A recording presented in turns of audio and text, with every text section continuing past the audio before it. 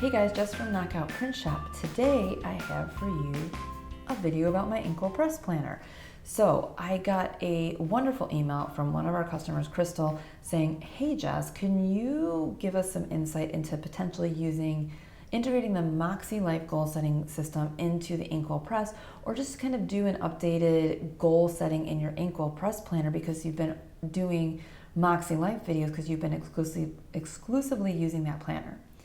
And I'm so glad she emailed me because it just dawned on me, I haven't been giving this planner any love, and we still have so many of you that are using the Inkwell Press Planner and might be sick of seeing all the Moxie Planner videos.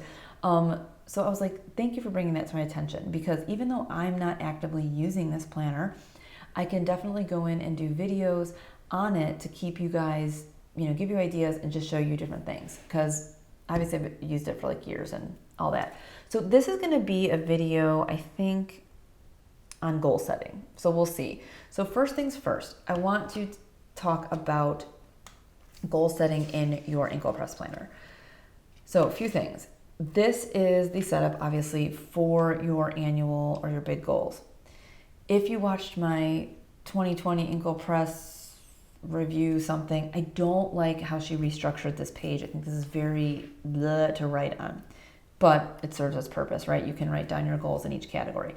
So let me say this about the goals. So this planner compared to the Moxie Life planner. Obviously, Inkwell Press doesn't come with an assessment in her weekly planner where Moxie Life does. But essentially, outside of the assessment in the Moxie Life, the idea is the same. You divide your life into different areas, and then you write down goals related to each of those areas. So when I first started using Moxie Life, the fact that there was 8 categories was incredibly overwhelming to me, and all this space. I was like, as you can see, I do not have this many goals. But I've gotten used to it after using it for 6 months. When I went today into my Inkwell to kind of do goal setting in that planner, there was things I liked about it more than Moxie and things that I didn't. I think it's just like a comfortability thing. I'm not even saying that word right. But so essentially the systems in that way are the same, or any goal system. It's like break your life into categories, list goals under each category. So obviously Moxie has 8 categories. Inkwell Press has, 1, 2, 3, 4, 5, 6. There's some overlap and some difference that I think is good and confusing at the same time. So they both have financial, they both have health, they both have home. Moxie calls it physical environment. Inkwell has social, where Moxie Life has relationships and family. They both have personal. Dream Big, I know, is one in the Inkwell Press that people are like about. They're like, this one doesn't apply to me. I tend to use this one for work. Moxie Life has work. This one does not have, Inkwell Press does not have fun and recreation and spirituality and learning, which is, so it's not in here. So that's the difference. And I have been kind of used to using the 8 categories now. So at first this was a little awkward to get through. Inkwell Press has you break them down into quarterly goals. This, I think, can be effective for some people. I haven't kept up with this year, so I tried to kind of go back into it. But I don't know. I don't know that this is super essential for everybody. I think it really depends on the kind of goals you have. So the Moxie Life Planner doesn't have a quarterly goals page in the beginning of the planner, but she does have a quarterly check-in. So let me show you what that looks like. So she does this like quarterly check-in, which I think there's something like this in the Inkwell Press Goals Planner.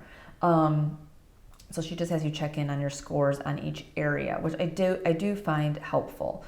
But you're not setting goals necessarily in the beginning of the year for each quarter. It's more of like this process evolves, and you just check in and see how you're doing in each area. So that's the difference there.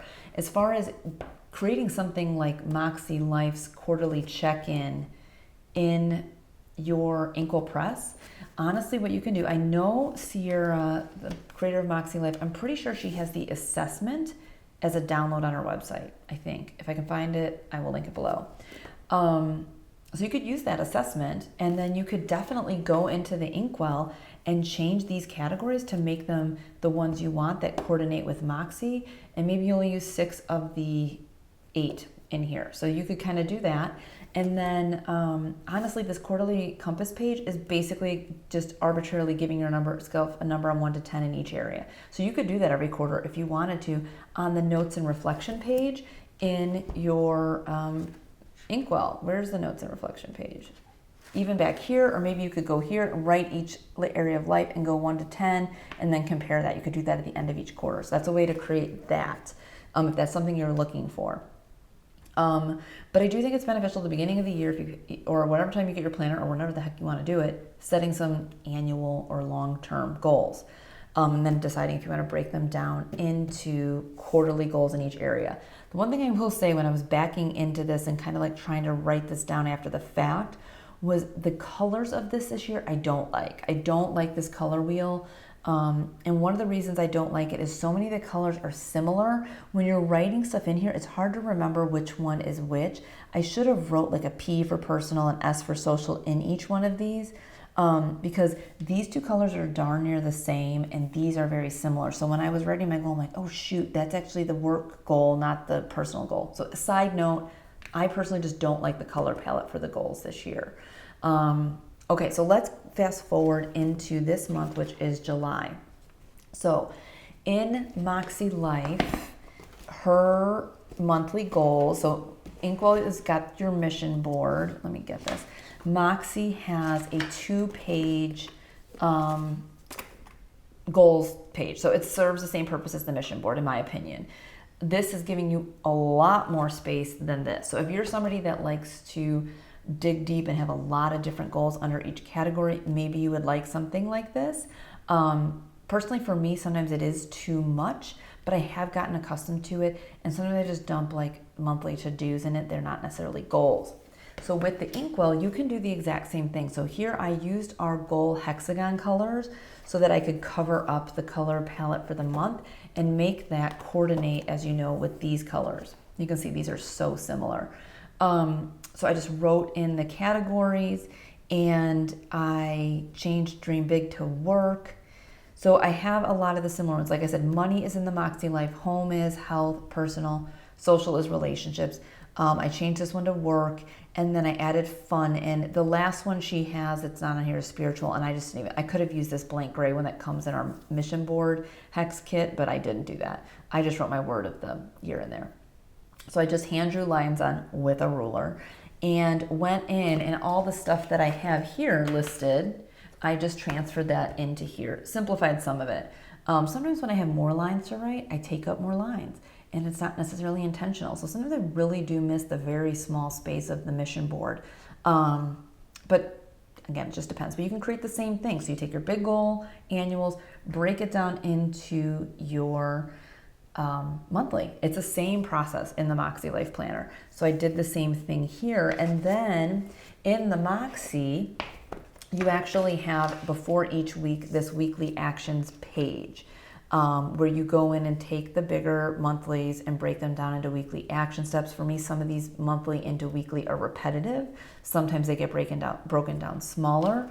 But that's actually one of the features of the Moxie that I've learned to embrace, but is not ideal for me. I actually prefer the thing that we came up with last year, which is these weekly action sidebars. I like to be able to look at my week and see my action steps at a glance. Anytime I have to turn a dang page, guys, I tend to forget what the heck I wrote down and I don't turn back. So I've gotten in a habit with my Moxie of turning back throughout the week and seeing where I'm at with my weekly action steps. But I do really like this. So essentially, if you want to create the Moxie Life system, you can use the weekly action step sidebar. We have one that fits here, and then we have one that's not a tab that fits like here. So that's a way to do that. I mean, the systems, guys, goal systems are pretty, there's a lot of carryover. I mean, it's really about setting bigger goals, breaking them to month, breaking them to week, and putting the ones in that are habit relevant into habits. So you can totally do that same exact thing in the Inkwell Press. At the end of each week in the Moxie, you have this notes and reflections page, which is there for whatever purpose you want. I tend to kind of just do a little weekly reflection. I don't know, there's really not space in the Inkwell Press to do that as far as the next turned page, but you could definitely go to your notes and ramblings and maybe go like week of this and write down some thoughts, some wins, some stuff like that, and use this back page as your weekly reflections, you know, kind of like bullet pointed type of deal.